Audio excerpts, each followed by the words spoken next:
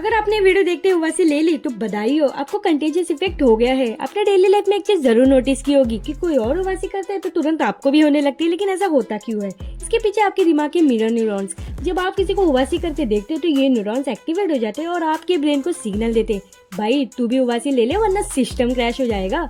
लेकिन उबासी सिर्फ बोर होने या नींद आने की निशानी नहीं, ये एक सर्वाइवल मैकेनिज्म है। पुराने जमाने में जब बंदे थकते थे और उबासी लेते थे तब बाकी सब अलर्ट हो जाते थे, कहीं उन्हें जान का खतरा ना हो जाए। एक और इंटरेस्टिंग बात, अगर आप किसी स्ट्रेंजर को उबासी करते देखते हो तो शायद आपको ना हो, लेकिन अगर आपका दोस्त या फैमिली मेंबर करे तो चांसेस ज्यादा बढ़ जाती है। मतलब उबासी दिखाते कि आप इमोशनली कनेक्टेड हो।